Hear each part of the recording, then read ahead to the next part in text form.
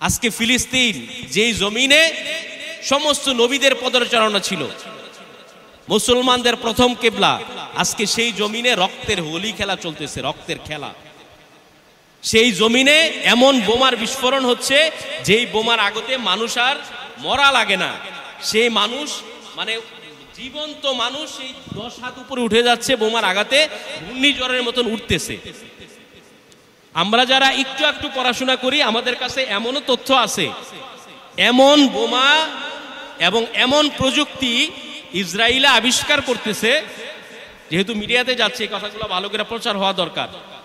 আপনি বসে আছেন ফিলিস্তিনের জমিনে, কিন্তু ইসরায়েল এমন চিপ আবিষ্কার করতেছে যেই চিপের মাধ্যমে কম্পিউটারের একটা বাটনে বসে আপনি ফিলিস্তিনের ওই জমিনের ওই এলাকায় রাফার ওই অঞ্চলের ওই একটা জায়গায় আপনি বাসার ভিতরে আছেন, কিন্তু এমন চিপ তারা আবিষ্কার করতেছে যে চিপের মাধ্যমে একটি বোমার বিস্ফোরণ ওই ইহুদির অঞ্চল, যেই অঞ্চলে বসে সে ওই বাটনে যেখানে চাপ দিবে ওই বাটনের মাধ্যমে আপনাকে ওই রাফাতে বসেই আপনাকে আক্রমণ করবে এবং আপনাকে এখানে বোমা লাগবে না।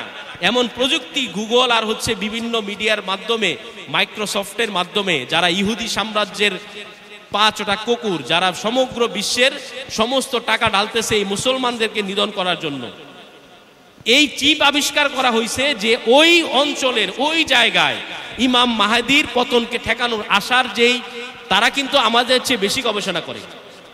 বেশি কি করে ভাই? আমাদের মতন এত তারা আমোদ প্রমোদে ব্যস্ত নাই। আমরা যেরকম নিজেরা নিজেদের দলাদলিতে সামান্য বিষয় নিয়ে নিজেরা নিজের জিন্দিগি, নিজের ভাই বোন আত্মীয় স্বজন আমরা শুধু লিপ্ত আছি নিজেদের পাশার জমি নিয়ে ঝগড়ার পিছনে। মুসলমান লিপ্ত আছে আজকে ভোগ বিলাসিকতা আর নারী আর জুয়ার আড্ডায়। মুসলমানকে এইভাবে লিপ্ত রেখে মুসলমান আজকে লিপ্ত আছে ফেসবুক, টুইটার, ইউটিউব আর কি বলে ইমো আর ভাইবারের ফাঁদে। মুসলমানকে এইভাবে আটকায়া মুসলমান জড়িত আজকে সাম্রাজ্যবাদী বিভিন্ন সংস্থার যত ধরনের উপটৌকন আছে, সমস্ত উপটৌকনের নেশায় মুসলমানকে ডুবাইয়া রাখা হয়েছে। মুসলমানের ছেলেরা সকাল হইলেই তার মোবাইলে সে গান বাদ্য আর বাজনা নিয়ে ব্যস্ত থাকে, কিন্তু একজন ইহুদির ছেলে জুমার দিন এত বেশি আলোচনার সময় নাই। ইহুদির ছেলে সে বড় হইলেই তাকে ট্রেনিং নিতে হয় যুদ্ধের, সে বড় হইলেই তাকে ট্রেনিং নিতে হয় শিক্ষা দীক্ষার, ইতিহাসের, তাকে ট্রেনিং নিতে হয় কিভাবে তুমি জ্ঞান অর্জন করবা, তাকে শিক্ষা নিতে হয়, দীক্ষা দিতে হয় তুমি কিভাবে তোমার সামাজিক সুরক্ষা তুমি নিশ্চিত করবা, কিভাবে তুমি তোমার অস্ত্রের চালনা শিখবা, কিভাবে তোমাকে দুনিয়ার সাথে যুদ্ধ করতে হবে। শুধুমাত্র অস্ত্রের মাধ্যমে যুদ্ধ নয়, তোমাকে যুদ্ধ করতে হবে কলমের মাধ্যমে, তোমাকে যুদ্ধ করতে হবে জ্ঞানের মাধ্যমে, তোমাকে যুদ্ধ করতে হবে অস্ত্রের মাধ্যমে পারবা না, তুমি পারবা প্রযুক্তির মাধ্যমে। আজকের জীবনটা, আজকের দুনিয়াটা কিসের দুনিয়া বাবা? প্রযুক্তির দুনিয়া। এই যে মোবাইলটা, এই ডিভাইসটা, এটা একটা প্রযুক্তি। মুসলমানকে প্রযুক্তি থেকে নিরুৎসাহিত করে তাদেরকে শুধুমাত্র ফেসবুক দিয়ে আর ইউটিউবের ভিতরে গান বাদ্য দিয়ে আর মদ আর জুয়া আর নারীর লোভ দিয়ে আজকে ইহুদি সাম্রাজ্যরা পৃথিবীর সমস্ত জ্ঞান আর সাম্রাজ্য তারা দখল করে আজকে সেই এমন এক চিপ আবিষ্কার করতেছে, একটা রিমোট কন্ট্রোলের মাধ্যমে আজকে গাজার একটা মুসলমান উড়ে যাচ্ছে। তুমি কি সেই সাম্রাজ্যের মোকাবেলা করতে চাও? তুমি কি শুধুমাত্র গরুর গোস্ত আর খাসির মাংস আর ডাইল ভাত এগুলা খাইয়াই তুমি এই দেশ থেকে পারবা? সেটা তোমাকে মেধা দিয়ে তাদের সাথে টক্কর দিতে হবে, তোমাকে খেলতে হবে ব্রেন দিয়ে, তোমাকে খেলতে হবে প্রযুক্তি দিয়ে, তোমাকে খেলতে হবে ইতিহাস দিয়ে, তোমাকে খেলতে হবে রাসূলুল্লাহ সাল্লাল্লাহু আলাইহি সাল্লামের সুন্নাহ দিয়ে, তোমাকে খেলতে হবে কোরআন দিয়ে। তুমি কি করতেছো? তোমার নিজের জিন্দিগি, নিজের পারিপার্শ্বে কিছু জিনিসের এমন ব্যস্ততায় তুমি আটকায় গেছো। আজকে মুসলমান এমনও কথা আসে যে আমি তো বাংলাদেশের জমিনে আছি হুজুর, আমার কি দায়িত্ব, আমি কি করতে পারি, আমার তো আপনার তেমন কিছু করার নাই। বাংলাদেশের জমিনে থাকা অবস্থা আমার তো তেমন কিছু করার নাই। আজকে ফিলিস্তিন আজকে আমাদের একটা দেহের অংশ কিনা বাবা? দেহের অংশ। আজকে প্রত্যেকটা মুসলমান, রাসূলুল্লাহ সাল্লাল্লাহু আলাইহি সাল্লামের হাদিস যদি সত্য হয়, প্রত্যেকটা মুসলমান একটা দেহের মতো। তার মাথা যদি ব্যথা পায় তার হাত তেমনি ব্যথা পায়, তার চোখ যদি ব্যথা পায় তার পা তেমনি ব্যথা পায়, তার নাক যদি আক্রান্ত হয় সে বিছানা থেকে উঠতে পারে না সারা শরীর নিয়ে। কোথায় গেল আমাদের সেই কথা? আমাদের সেই আমল, আমাদের সেই দরদ, আমি তো ঠিকই ভাত খাইতেছি, আমি তো ঠিকই মাংস খাইতেছি, আমি তো ঠিকই গোস্ত খাইতেছি। নট অনলি ফিলিস্তিন, পৃথিবীর যে কোনো প্রান্তে মুসলমান যদি কোথাও আক্রান্ত হয়, আমাদের আকাবিররা, আমাদের হচ্ছে সালফে সালেহিনরা, আমাদের বড়েরা যদি কোনো দিন শুধুমাত্র মানিকগঞ্জের জমিনে বসে দোয়া করলেই হবে না, শুধুমাত্র মানিকগঞ্জ জমিনে বসে তাদের জন্য চোখের পানি ফেললেই হবে না। আমাদের বড়রা, আমাদের সরকার, আমি বলবো না যে আপনি ফিলিস্তিনের একটা বিষয় নিয়ে আপনার চুপচাপ চলে যান, গিয়ে সেখানে ইহুদি 10টা 5টারে মাইরা আসেন, এটার নাম ইসলাম না। আপনাকে যদি আমাদেরই সরকার, আমাদের আকাবির, আমাদের এই বর্তমান সময়ের যারা হচ্ছে স্কলার, তারা যদি কখনো আমাদেরকে ডাক দেয়, আমাদেরকে প্রস্তুত থাকতে হবে ইহুদিদের বিরুদ্ধে নয়, শুধু সমগ্র বেঈমান সাম্রাজ্যের বিরুদ্ধে। যদি এই নশ্বর পৃথিবীতে আমাদের জীবন থাকা অবস্থায় যদি কখনো ডাক আসে, আজকে জিহাদের ডাকে তোমাকে নামতে হবে রাস্তায়, আজকে জিহাদের ডাকে তোমাকে নামতে হবে ইসরায়েলের বিরুদ্ধে, আজকে তোমাকে জিহাদের জন্য যাইতে হবে হিন্দুত্ববাদীদের বিরুদ্ধে। আমরা সমস্ত মসজিদের সমস্ত সরঞ্জামাদি রেখে, নিজের ঘর রেখে, নিজের স্ত্রী রেখে, নিজের মান সম্মান, নিজের জমি জমা সম্পদ রেখে আমরা সকলেই সেই যুদ্ধে যেতে প্রস্তুত আছে কিনা বল? প্রস্তুত আছে কিনা একবার আল্লাহকে হাত উঠিয়ে দেখেন। প্রস্তুত আছে কিনা? প্রস্তুত থাকতে হবে। শুধুমাত্র তোমাকে জিকির করার জন্য তৈরি করা হয় নাই। যদি তুমি শুধুমাত্র জিকির করতা, মুহাম্মদ সাল্লাল্লাহু আলাইহি সাল্লাম যুদ্ধের ময়দানে তার জীবন বাজি রেখে, তার নিজের সাহাবাদের জীবন বাজি রেখে, নিজের এই জীবন কোরবানি করে তারপরে সেই যুদ্ধের ময়দানে ঝাঁপিয়ে পড়তেন না। শুধুমাত্র দাওয়াত, মিলাদ, মাহফিল, ওয়াজ আর হচ্ছে রঙ্গ, বিভিন্ন বড় বড় মজলিস করে মাহফিল করলাম, that is not Islam. That is not Islam. আমরা শুধুমাত্র একটা বিষয় নিয়ে, আমাদের শুধুমাত্র ডিউটি মসজিদে, বাসায়, নিজের বউ বাচ্চা, এতটুকুই ডিউটি। ও ভাই, কত সাহাবা নিজের স্ত্রীকে সদ্য বিয়ে করা, 2 ঘন্টা আগে বিয়ে হয়েছে, জুমার দিন হুজুর আমরা টাইম বাইরে দিয়েছে, হুজুর 12:15 শেষ করবেন, ইনশাল্লাহ 12:15 শেষ করবো, এর বেশি যাব না, 1:15। নিজের সদ্য স্ত্রী আপনি বিয়ে করছেন 3 ঘন্টা আগে, কে যেন বলতেছে যে যুদ্ধের দামা বেজে গেছে, নিজের স্ত্রীকে বলতেছে আমি আমার বাসর ঘরে থাকবো আর ইসলামের ঝান্ডা কালিমা মাটিতে লুটিয়ে পড়বে। না না, আমি এত বিস্তারিত যাচ্ছি না, শুধু মূল পয়েন্টগুলো বলতেছি। সেই যুদ্ধের দামামা বেজে গেছে, আমার আর স্ত্রীকে নিয়ে শুয়ে থাকার সময় নাই। শুনেন নাই সাহাবার গল্প? সেই সাহাবার জানাজা, সেই সাহাবার কোরবানি, আসমানে তার হচ্ছে গোসল। এই ঈমান আপনাকে আমাকে জাগাতে হবে। আমি এই জমিনে আসে বইলাই আমার আর কোনো দায়িত্ব নাই, আমি আর কিছুই করতে পারবো না। একটা ঘটনা বলি আপনাদেরকে। তাবুক যুদ্ধের সময় কিছু গরিব সাহাবী রাসূলুল্লাহ সাল্লাল্লাহু আলাইহি সাল্লামকে এসে বলল, আমরা আল্লাহর রাস্তায় জিহাদ করতে চাই। আমি বাংলাদেশের জমিনে বসে কি করতে পারি? 2-3টা পয়েন্ট আলোচনা করি। আমি বাংলাদেশের জমিনে কি করতে পারি, এই উদাহরণটা আপনাদেরকে দিই। তারা বলল আল্লাহর রাস্তায় জিহাদ করতে চাই। তাদের কাছে সাওয়ারি ছিল না, ঘোড়া ছিল না। তারা বলতেছে কি যে, হে রাসূল, আমরা তো জিহাদ করতে চাই। আল্লাহ রসুল বলতেছেন, তোমাদেরকে যে আমি নিব, আমার তো কোনো সামর্থ্য নাই, আমি নিব কেমনে তোমাদের? আমার কাছে এমন কিছুই নেই যাতে তোমাদের উঠিয়ে নিতে পারি। কথাটা ভালো করে বুঝছেন? তখন তারা চোখের ভিতরে অশ্রু, পানি, এই যে আমি যেরকম বললাম যে যুদ্ধের ডাক যদি আসে, প্রত্যেকটা মুমিন মুসলমান সবকিছু ছেড়ে বেঈমানদের বিরুদ্ধে যুদ্ধ করা, সেটাই হচ্ছে সবচেয়ে বড় কর্তব্য।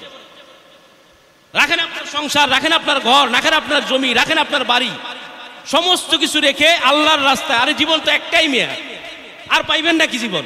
এই যে আমার বাবা 70 বছরের জীবন কাটাইছে তো বহুত, রঙ্গরস দেখছে দুনিয়ার কত। আর আমি 40 বছর হয়ে গেছে, আমারও তো দুনিয়ার অনেক কিছু দেখা হয়ে গেছে। আরেকজনের 70 বছর হয়ে গেছে, আরেকজনের 90 বছর হয়ে গেছে। কি আছে এই দুনিয়াতে? কি আছে? একদম আমরে কি আছে? এত মায়া কিসে তোমার জীবনে যে 2-4টা কথাও পর্যন্ত বলতে পারো না? মিয়া প্রস্তুত থাকো, যদি কখনো ওলামায়ে কেরাম ডাক দেয়, নিজের জীবনটা বিলিয়ে দিবা রবের জন্য, কোনো মানুষের জন্য না। তোমার যদি রবের জন্য জীবনটা বিলিয়ে দিতে পারো, এই তোমার এই জীবন দামি হয়ে যাবে। তুমি ঘরের ভিতরে বিছানায় শুয়া 70 বছর কাতরায় যদি মারা যাও, সেই জীবন দামি না, তোমার শহীদি জীবন দামি। যদি ওলামায়ে কেরাম ডাক দেয়, আমরা প্রত্যেকেই জিহাদের জন্য প্রস্তুত থাকবো ইনশাআল্লাহ। যে কোনো সময়, যে কোনো মুহূর্তে থাকবো না বাবা, ইনশাআল্লাহ। তখন তারা অশ্রুবদন হয়ে তাদের চোখে, যেটা বলতেছিলাম তাবুক যুদ্ধের ঘটনা, তারা অশ্রু সজল, তারা আর পারল না। এই ঘটনাকে আল্লাহ কোরআনে উল্লেখ করে দিচ্ছে। কি করছে বাবা? সূরা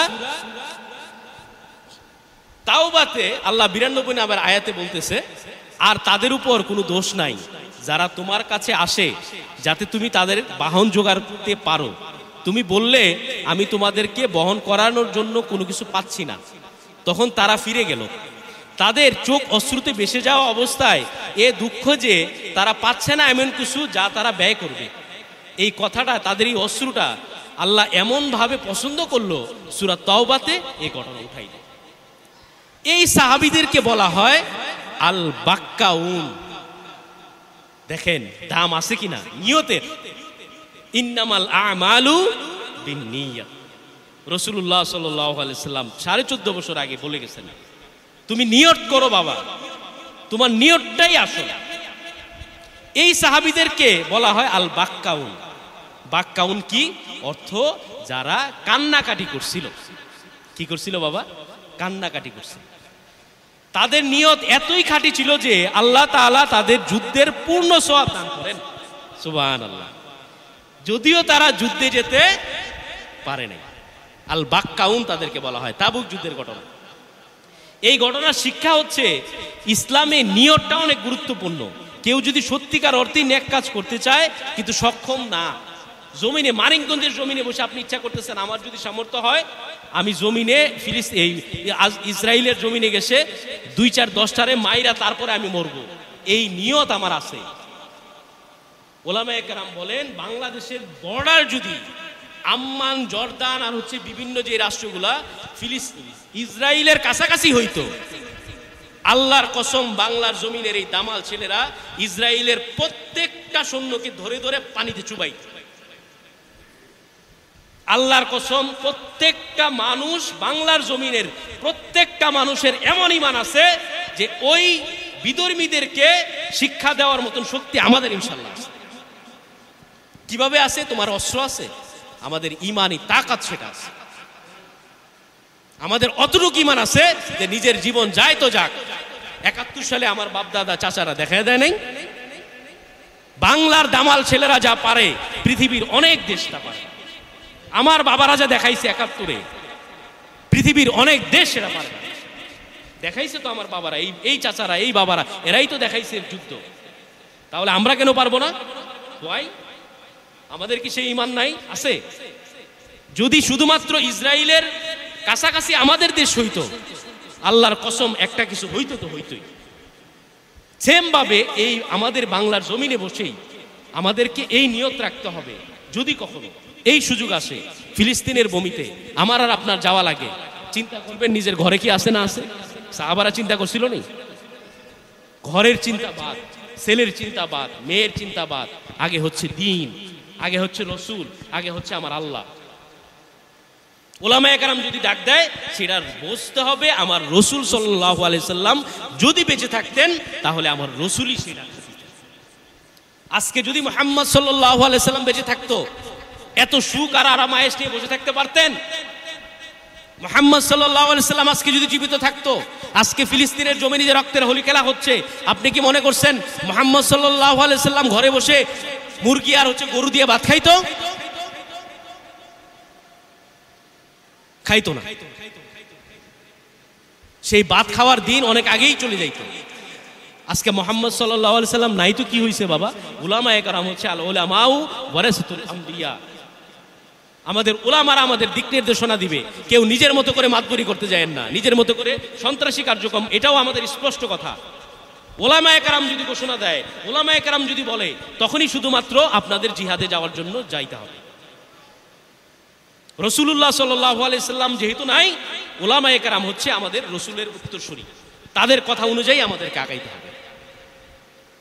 যেটা বলতেছিলাম, এই ফিলিস্তিন ইস্যু নিয়ে অনেকেই বলে আমাদের কি করার আছে, কিন্তু আল বাক্কাউন যেই সাহাবায়ে কেরাম যাদের কথা সূরা তাওবাতে বলা হয়েছে, আল্লাহ বলছে তারা কি করছিল? শুধুমাত্র কান্নাকাটি করছে, আল্লাহ আমরা যেতে চাই তাবুক যুদ্ধে। আল্লাহ বলতেছে তাদের কোনো দোষ নাই, তারা যেতে পারে নাই বাহনের জন্য, কিন্তু তাদেরকে যুদ্ধে শরীক না হওয়ার পরেও সমগ্র যুদ্ধে অংশগ্রহণ করার মতন সওয়াব তাদেরকে দান করেছে। আমরা কিছু করতে পারি না? আমরা নিয়তটা তো করতে পারি নাকি বাবা? নিয়তটা তো করতে পারি। একটা আপনার হচ্ছে এরকম ঘটনা আছে, ইউসুফ আলাইহিস সালামকে নিয়ে যাচ্ছে বিক্রির জন্য, এক বুড়ি সে তৈরি হয়েছে, রেডি হয়েছে ইউসুফ আলাইহিস সালাম কেনার জন্য। বলছিলাম মনে আরেকবার যে তুমি কেন তৈরি হইলা মা, তোমার তো কিছুই নাই, যেখানে রাজা বাদশারা ইউসুফ আলাইহিস সালাম রে কিনবে, তুমি একটা বুড়ি কিছুই নাই কেন তৈরি হইলা? ওরে আরে বাবা, আমি তৈরি হয়েছি তো এই কারণে, ইউসুফকে কিনার লিস্টে অনেক বড় বড় রাজা বাদশা থাকবে, আমার মতন বুড়ির একটা নাম সবার শেষে আমার নামটাও থাকুক না।